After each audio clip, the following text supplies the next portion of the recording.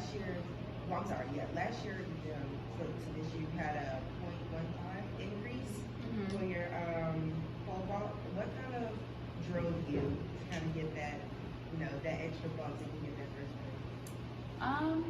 I would say I think the whole team in general, the whole track team, everybody this year, and even last year has been making a lot of improvements, and so I just want to be a part of that, and I want to be a part of, a team that's pushing for a national podium, and I want to be a contributor for that. Do you have any models of people specifically? Do you have any models that kind of keep you going even after a great meet? Yeah, I would say my parents, they've been a big part of my life, obviously. They've been really influential. And I would even say my pole vault coach, he's always pushing me, and I always want to do something to make him proud or blow his mind, I always want to do something to prove myself to him, I guess. Congratulations on being named the team captain. Thank you. Does that apply any extra pressure when you're just going about practice, make you kind of have to look at your other teammates a different way, just kind of knowing how more important you guys have to be? I wouldn't say it applies more pressure, but it does give you a different set of responsibilities. Everyone on the team should be responsible for each other, but this just gives you kind of another level to be responsible. I go into practice every day now, looking out for everybody, make sure everyone's, warming up well, everyone's listening to the coach, everyone's, pushing themselves as much as they can and really doing their part. And then I also think it gives me a connection to the team. They can come to me if they feel, any certain way about, training, or if they have questions about competing, because I've been here for 3 years now, and so I know I know my way around things. So I think it's just given me a better platform, really. This goes back to your recruiting days. Was there anything that set out Tennessee from any other colleges that you were recruited from? Just being culture, coaches, anything? Yes, a lot of things did actually. I toured a couple different schools and I talked to a good bit. And I think what blew my mind the most about Tennessee was, one, the pole vault coach. He's brilliant. He knows so much about pole vaulting. The head coach, she cares about the pole vault, which was important to me because it's a pretty small niche of track and field, and so a lot of schools kind of throw it to the side, but here it's important to them. The team culture, I loved coming in on my visit and seeing how everybody was friends, everybody hung out, no matter what event group they were a part of. It was really cool to see everybody interact as a family and not just as people on the same team. So I think those are the big things that I really loved about Tennessee. How big was the win over Indiana earlier this season, just kind of from a confidence standpoint for this team improving the young people to best? It was exciting. I think, Tennessee and Indiana, we've gone to that dual meet for so many different years, and we've gone back and forth. Sometimes they win, sometimes we win, and I think the past couple of years we've either lost or tied, and so it was really exciting to start the season out with a win. And sometimes doing things like that, it kind of reminds you or even teaches you how to win in the SEC and in the NCAA level, and so Indiana's a good track and field team, so it was exciting to get such a big win over them, so that way when we face other teams, we can try and do the same thing. Piggybacking off of you becoming a team captain and being team captain this year, I know coming with team captain produces a lot, and a lot of people have to come to you, they look to you to succeed and you're the role model, but how do you stay motivated? I know it's cheesy, but I will say my teammates, I think it's been really fun to watch, a lot of our young freshmen do so well already. It's been fun to watch some seniors start to come into their own performances, and even some sophomores and juniors. I think it's also been really cool just to have such a close relationship with all my coaches, my head coach, my pole vault coach, even the other event coaches, just knowing that they have confidence in me to perform gives me confidence to perform, and it keeps me motivated because I'm if I know that they know I can do it, then I'm going to show out for them, basically. Being an upperclassman, are there any specific actions you're doing to help the young freshmen coming in kind of get adjusted to the college life, kind of just get used to the role? Really going to help. Conditioning is important.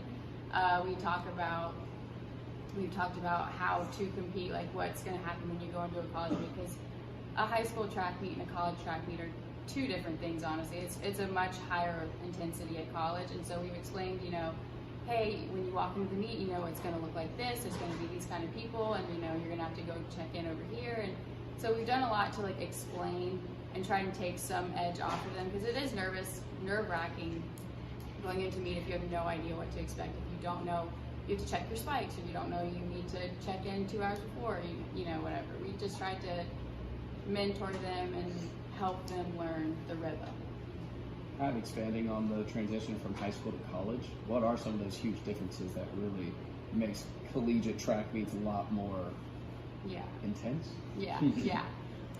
Well, one is the competition, especially at the SEC level. In high school, a lot of us are used to just winning a meet without even really trying too hard. A lot of us haven't had a ton of competition in our high school season. Maybe we have it like other meets, like New Balance indoors or something, or outdoors, but just the level is everybody is elite in the SEC.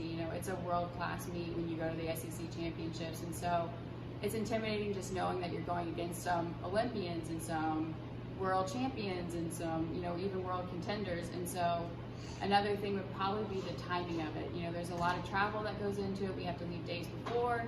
We have to do all these sorts of shakeouts. We have to, get to the meet 2 hours before, and then you have to start your warm-up at this time, and then you have to make sure you're managing like where you're at on the track and where your event's happening, and like when you're warming up and when you're, kind of cooling down sometimes for the next event for people who run, or so it's intense in the fact that like everything is just elevated from high school and everything matters. Like maybe in high school you do long jump, but you're a sprinter.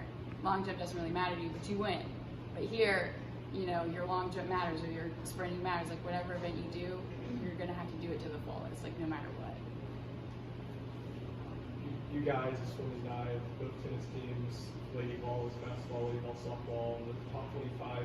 Does this feel like an athletic department that's on the rise a little bit? How much pride do you take in this university and the success of these spring programs you have? Yeah, I think it does feel like we're on the rise. I think, Tennessee has a lot of great history in all of our sports. We've all done really well.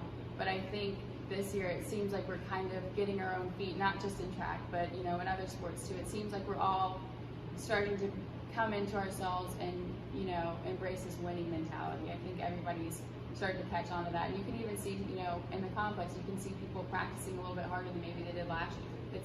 It's been really cool to be part of a rebuild program in track and field and in Tennessee athletics. It's been awesome. I know you mentioned that track meets are very intense. There's a lot always going on. So what do you kind of tell yourself, or how do you prepare yourself in those moments leading right up to your jump? I think, something that our head coach always tells us is it's practice, compete, learn, repeat. And so basically what practice is doing is, teaching us and helping us learn what we need to do to compete, and it's also helping us build confidence. And so whenever you get into a high pressure situation, at least, at Tennessee Track and Field, you've been prepared well. You've been conditioned. You've been technically trained. You've been mentally trained. You've gone through everything you needed to go through. And so in those moments where you're maybe a little nervous, or you're going for like a big PR, or you're going for the win, you can rely on everything you've done before, because we're always practicing, we're always learning. We always go back to the drawing board. We see what we can do better. We see how to do it better, and we make it happen here, which has been awesome. Do you think that you'll do as well at outdoor meets this upcoming season as you have done at indoor meets this past? Yeah, I think so. I actually really love outdoor. Outdoor can be a little unpredictable with the weather, but it's a lot more fun. There's a lot more of a cheery atmosphere. A lot more people like to come out if it's a sunny day, and they like to see people fling themselves over a crossbar for who knows why. I think outdoor is a lot of fun. Indoor has its own advantages, but outdoor is a lot of fun, and everybody kind of embraces it. And we also, we had a whole indoor season to practice and like get into the competition mode, and so outdoor you kind of just like let loose and go for it. Okay, I know we talked about this a little bit last week, but you're sitting in that top 10 national rank right now, and your goals are one, to make indoor nationals, and two, to go for that all-time school record. How do those goals drive your training for this season, and first I'll say I'm very excited. I cannot wait to get to this competition this week. What we've been doing in training is, it's all been what I need specifically. So each of us vultures, we all need something different, but I've been working really hard on like my weaknesses. I'm really good at a couple things, and I'm not so good in others. And we've been really attacking those weaknesses to try and bring them up to strengths. And so we only had actually one vault practice between the Indiana meet and the Virginia Tech meet. And so between the Virginia Tech and this Texas Tech meet, I think we've had, I think 3 or 4 by the end of today vault practices. And so I feel like if one practice, propelled me up that much, hopefully 3 or 4 will get me even further. Yeah, you mentioned that coming into a track meet, everyone can be coming in at a different level of skill. So after performing, what makes you believe that you left everything out there on the floor? I would say, it's tough in pole vault because you always end on 3 misses. You always miss, or you always end on a bar that you think you could have made, or you tried to make at least. And I think if you go away from a meet and it's been like a couple of 20 minutes or so, and you're just crashed, exhausted, that's how you know. Because adrenaline carries you through the whole meet. You don't notice how exhausted you're getting until the event's over. And if the event's over and you're ready to go again, you haven't done enough. But I don't think I've had a meet like that. So. And then last question for you: what coach had the biggest impact as you as a freshman, and then what did they do to help make your transition a lot easier to right now? I don't know if I can pick one, but I'm gonna pick my head coach, Coach Sullivan, and I'm gonna pick my pole vault coach, Coach Jim Sullivan. As far as the pole vault coach, he prepared me in so many different ways. He would tell me every time before me that, these girls are gonna be here, we're gonna have you come in at this height, you're gonna do this, you're gonna do this. And then Coach Sullivan would even just he would echo him, and she would even just she would explain to me, Hannah, here's the goal for you for this meet. Here's what we want out of you. Here's what you need to gain from this experience. You're young, you're new, you need to learn these things. That's why we bring you to these meets. And she would just encourage me. She would always say, Hannah, you're here for a reason. You've got this. This is for you. You need to do these things. Everybody just kind of step by step helped me through the process, which was really useful.